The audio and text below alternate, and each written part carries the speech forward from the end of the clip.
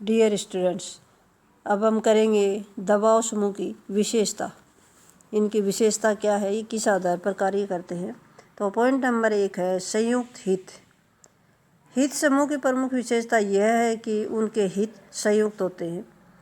इनके सदस्य अपने उद्देश्यों की पूर्ति के लिए संयुक्त प्रयास करते हैं, सरकार की नीतियों को प्रभावित करते हैं और यह प्रसिद्ध कहावत भी है कि एक जैसे पंखों वाले पक्षी एक साथ उड़ते हैं।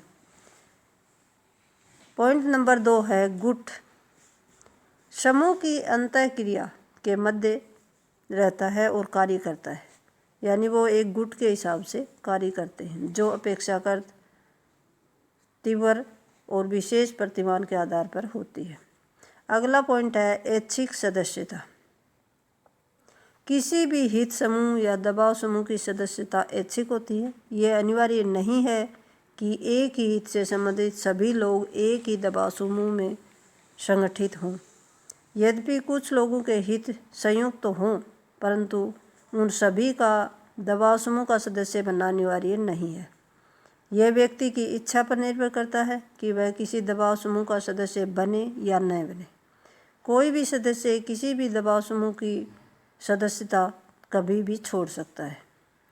अगला पॉइंट है 4 गैर राजनीतिक स्वरूप। दबाव समूह राजनीतिक गतिविधियों में भाग नहीं लेते, चुनाव के समय अपने प्रत्याशी प्रत्यक्ष रूप से खड़े नहीं करते।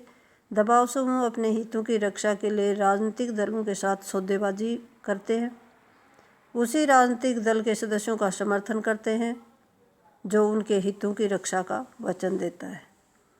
पॉइंट नंबर 6 है संगठित।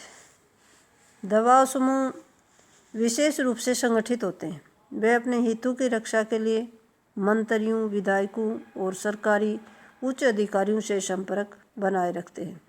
इस संपर्क द्वारा ही उन्हें राजनीतिक नीतियों के भेद प्राप्त होते हैं, उनकी जानकारी प्राप्त होती है और यदि दबाव समूह अच्छी तरह से संगठित नहीं होता है तो वह अपने उद्देश्यों को प्राप्त नहीं कर सकता है। अगला पॉइंट है संवैधानिक मान्यता रहित संगठन। दबाव समूह का संविधान में कोई जिक्र नहीं होता है।